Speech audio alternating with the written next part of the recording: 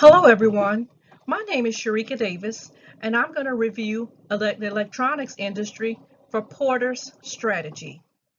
For Management 645, Strategic Management, a Global Approach for Dr. Robert Gamera. The electronics industry for Porter's strategy. I will be discussing Porter's competitive strategy in the electronics industry. I'm a doctoral student at California Intercontinental University and a native of Louisiana. Businesses must focus on areas of capability where they have a distinct advantage relative to their competitors in target markets. They need to concentrate on one type of competitive advantage in a distinct position in the market. When you try to be all things to all people, it won't be successful. There are two dimensions along which strategies can be identified. The source of the advantage, which is low cost or product differentiation, and the scope of the advantage, which is narrow and broad.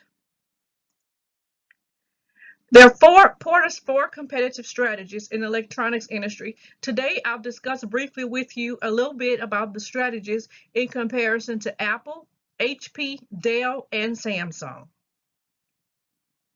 According to Arbuckle, cost leadership is the strategy typically employed by a large company that obtains products roughly very cheaply through the economies of scale. And then they turn around and sell those products in the market to potential buyers and adds a minimal markup in order to keep their price low, but at the same time, they're yielding a profit. This kind of strategy is to be the cheapest to the provider for your good or service, which makes it very difficult for the competition to compete with you because it's poorly suited to most businesses, and the strategy requires you to have an economy of scales. According to Arbuckle, differentiation, it means that companies use that strategy to offer a unique product or service.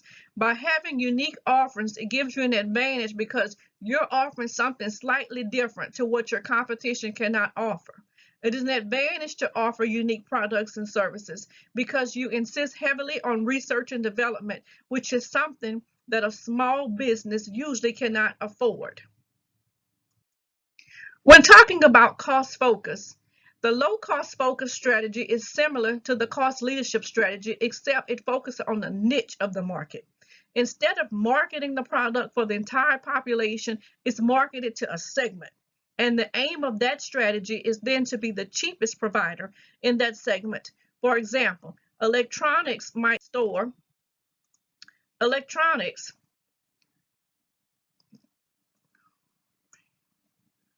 For instance, a company might develop a product that is specifically made for left-handed people. By focusing on the market, it helps you to require fewer resources than developing that for a broader market. Specifically is the key word here, specifically. The Apple company, the strategy we're going to look at is cost leadership strategy. The company's aim is to ensure the lowest cost to be the lowest cost producer and distributor by strategizing on cost efficiency with the success and sustainability of the company. By minimizing the operation costs, lowering their distribution costs, maintaining control on their labor as well as reproduction of their input, designing their unique products, and maintaining differentiation among its competitors. So when we're looking at the cost leadership strategy for Apple is what we're looking at here.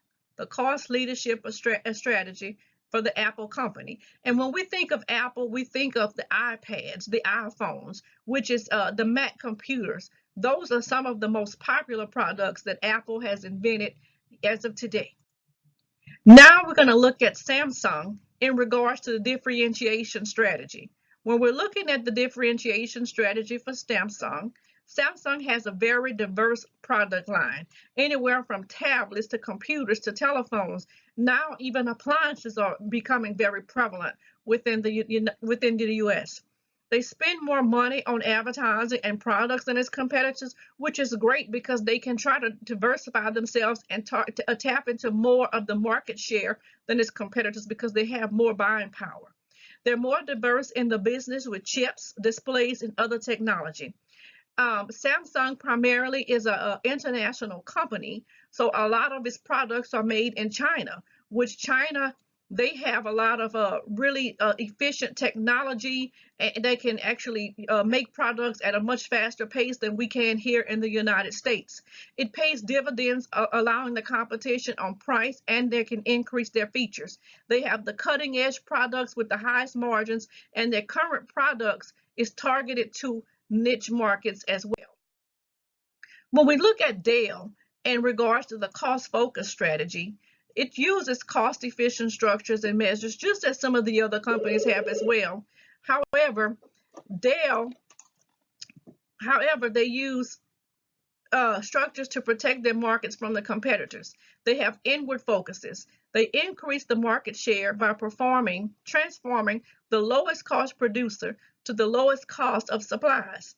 They have control over their inbound supplies and their logistics. So it appears that Dell has a very tight ship in regards to their products that's going in and coming out. And we have to do that nowadays, especially when you have lots of people that's working within the companies, so that they are not taking things that doesn't belong to them, or just marking products and putting them in the wrong areas. So it helps them to be able to keep track of their inbound supplies and logistics.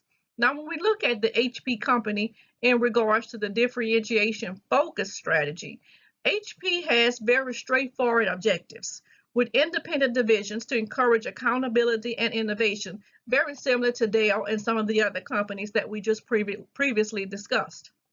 Growth through major acquisitions and ongoing layoffs will improve their profits. So HP, instead of them just starting a new company in different areas of the world, they grow through major acquisitions. They have to lay people off in order to improve their profits. So if there's an area through the acquisition or through any way of the organization that may not be performing effectively so that the company can yield a profit, they may have to do layoffs in that particular area.